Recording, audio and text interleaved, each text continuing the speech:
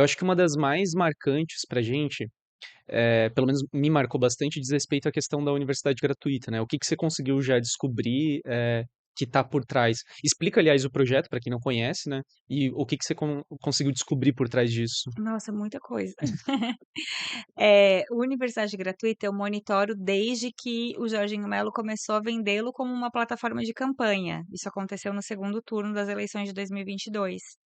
Quando ele começou, ele vendeu isso. O Universidade Gratuita é um modelo de financiamento das universidades comunitárias e privadas do Estado com recursos dos cofres públicos.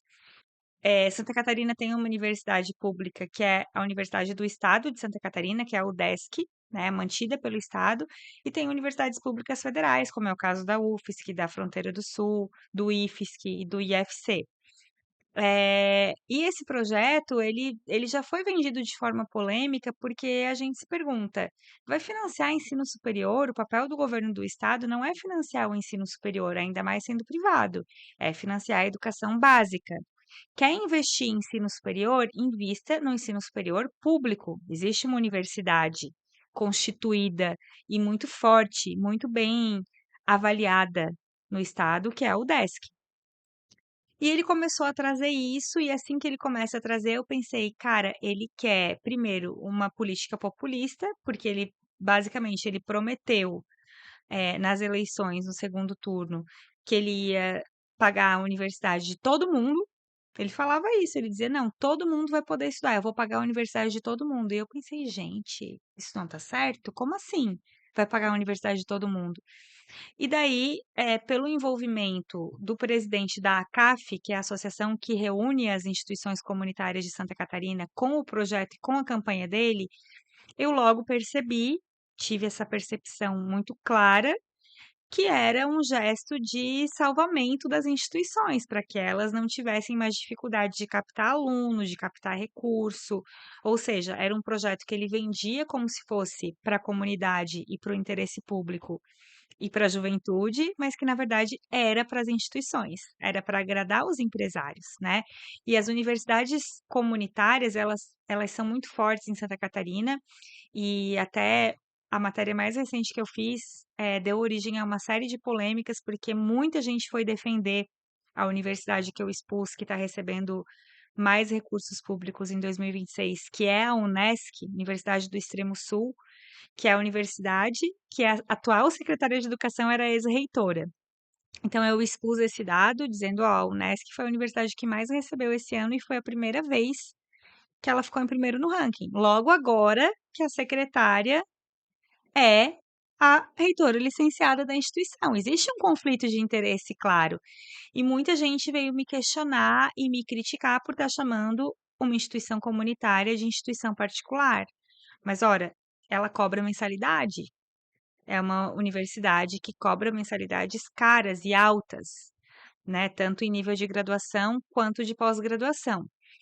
E essa cultura das universidades comunitárias eu também comecei a questionar, porque, elas são, instituídas do ponto de vista legal como regimento, assim, de uma forma muito especial, que dá muitas vantagens de captação de recurso.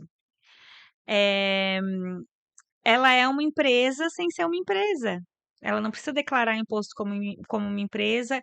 Ela diz que ela, não tem interesse privado, que ela é regida pela comunidade, mas a comunidade não participa da gestão. A gente não tem nenhum tipo de regramento de transparência pública que nos permita saber a que tipo de comunidade ou a quantas pessoas da comunidade essas instituições estão atendendo. Então existe muita coisa nebulosa. E eu rapidamente comecei a pensar que seria um baita de um investimento para a reeleição dele, se esse projeto fosse implementado, né. Porque são investimentos da ordem de bilhões, a gente está falando de uma grandeza enorme, né, a gente não está falando de 100 milhões, que já seria muito, a gente está falando de 1 bilhão. Esse ano é 1,5 bilhão, é muito dinheiro. Dinheiro que podia estar sendo investido na educação básica e que chega no cofre dessas instituições privadas sem a gente saber no que ele está sendo investido. É muito fácil fazer caixa 2 com dinheiro assim. que não existe possibilidade de rastreio. É muito fácil desviar dinheiro público dessa forma. A gente não tem uma forma de auditoria muito concreta, né? E aí eu comecei a fazer. A única coisa que eu consigo fazer como jornalista e como cidadã é uma auditoria dos valores, né? Via portal da transparência. Então eu sei quanto que a Unesc ganha, quanto que a Univale ganha, quanto que a. Mas eu só sei quanto elas ganham, eu não sei o que que elas fazem com o dinheiro que chega lá, né? Eu não sei como que os estudantes que estão sendo beneficiados estão dando essa contrapartida que o projeto prevê, que esses estudantes vão devolver alguma coisa para o Estado em termos de serviço, né? Eu não sei como isso está sendo executado, porque o conjunto de regras de transparência não me permite chegar não me permite chegar a uma auditoria concreta do projeto. Ele tem muitas fontes aí de problemas, sabe? E daí, assim, no ano passado, o Tribunal de Contas do Estado foi para cima do projeto também, né? Eles fizeram, daí sim, com os recursos que um Tribunal de Contas tem, de conseguir cruzar com dados de renda, com perfil sociodemográfico dos estudantes beneficiados, eles viram que tinha estudante rico, muito rico, sendo beneficiado com bolsa, e geralmente nas faculdades de medicina, que são as faculdades caras. Então, tu imagina, num estado, beleza, Santa Catarina é um estado rico, eu posso dizer que sim, né? É um estado que tem indicadores socioeconômicos muito melhores do que a média do país, né? Então a gente vive num estado rico, mas tem muita gente que não chega ao ensino superior público por falta de vagas e também porque não consegue fazer um curso regular, integral, como são geralmente os cursos da UFSC, por exemplo, ou do IFSC. E daí vai para a universidade privada. Chega lá e tem um estudante de medicina que é filho de um empresário que tem um carro importado, sendo custeado pelo Estado. E com o dinheiro que o pai dele vai economizar, ele não vai pagar mais imposto para reverter isso em melhorias para todos os cidadãos. Ele vai criar uma poupança, né, ou fazer uma carteira de investimentos para viajar ao mundo depois que ele se formar.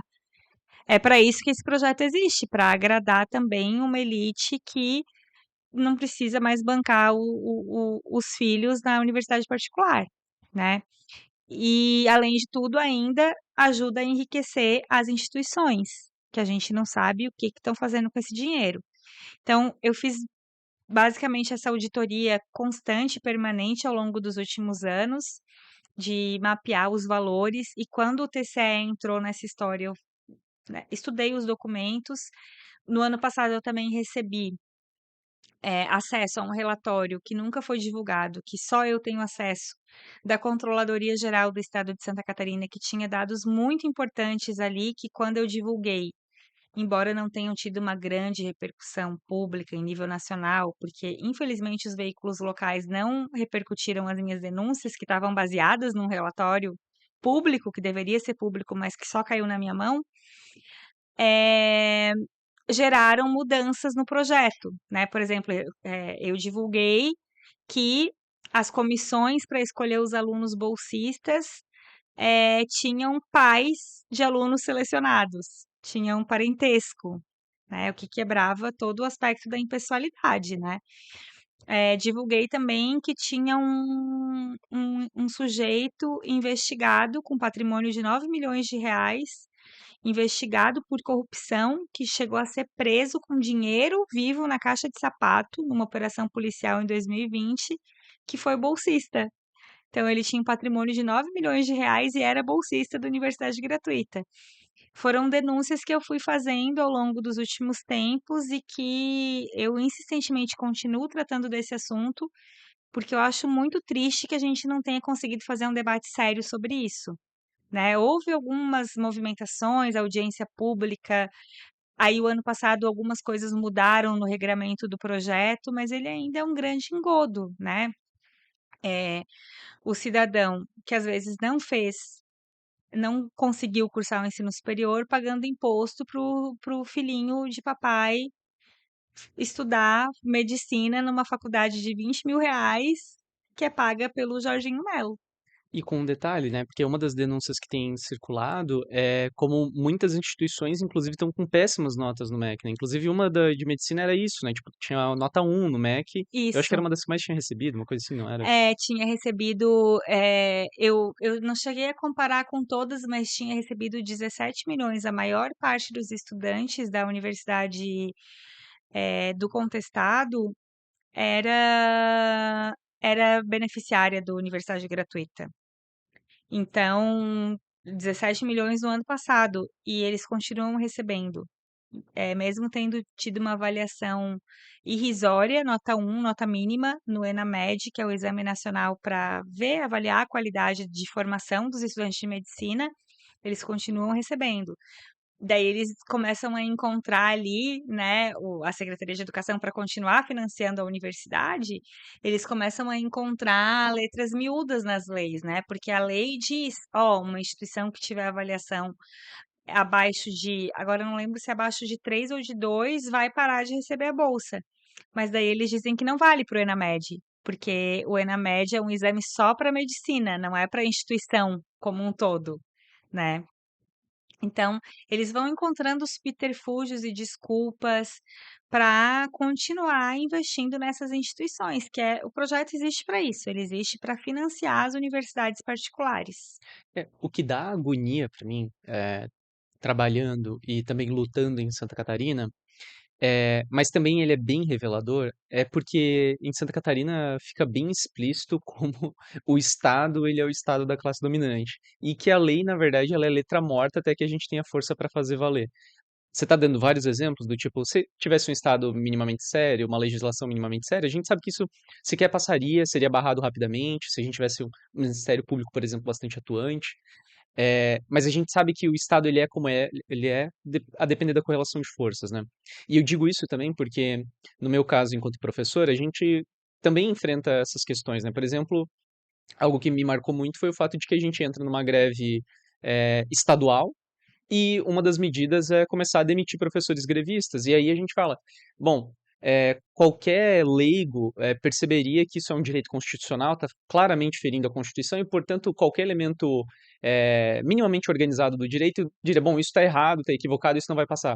Mas a gente sabe que em Santa Catarina passaria, que a justiça passaria, a gente até entrou com medida protetiva, caiu por um determinado momento, mas a gente sabia que ia cair em 2, 3 dias, aquilo ia cair. Então, assim, tá indo contra a lei, tá cabalmente indo contra a lei, mas a gente sabe que a gente não tem força. É o mesmo caso da universidade gratuita. A gente sabe que tá cheio de escândalo, quanto escândalo já não estourou. Só que a gente simplesmente parece que não tem força, não tem capacidade organizativa por dentro ou por fora do Estado para conseguir barrar, né? E isso Uhum. dá uma agonia gigantesca, porque quando você mencionava, poxa, olha, esse dinheiro podia estar indo para educação básica, né? E aí eu me lembro dos meus anos de professor na educação básica, que foram recentes, inclusive. É, poxa, teve situações de ver, assim, dentro de sala de aula, de quando chovia, virava uma cascata dentro da sala de aula. Então, simplesmente não tinha aula, tinha que ir para o refeitório, porque a sala de aula ficava impossível. E isso, assim, para mencionar um exemplo, poderia que ficar citando até o final da conversa vários exemplos de escola com ginásio, só com um muro feito para cair, ginásio sem teto, escola em Jaraguá do Sul com o teto caindo em cima do professor, da professora e da aluna. Então, assim, a educação básica, para quem conhece, os filhos da classe trabalhadora aqui em Santa Catarina, eles estão tendo uma péssima educação básica, uma péssima infraestrutura. Boa parte das escolas sequer tem papel higiênico, sequer tem o papel para fazer a impressão das provas. Muitos professores, eu mesmo já passei por vários momentos de ter que imprimir prova a custo do próprio bolso. E a gente não tem esse investimento, não tem. E daí sabe que está indo bilhões, não é nem milhões, né? Quando você está enfrentando bilhões Bilhões. para essas empresas e que ainda, além de tudo, ainda vai bancar a faculdade de playboy da classe média alta, né? Aham. Então, indigna bastante e ao mesmo tempo, de alguma forma mostra o valor do trabalho, de um trabalho investigativo como você tem feito, porque ele tem um grau, inclusive, bastante honesto. Você está pegando dados públicos, né? Porque eu acho que boa parte das denúncias que você tem feito não é nem assim, você tá, olha, tô pegando aqui esse dado, tô só mostrando, simples assim. Exato, exato.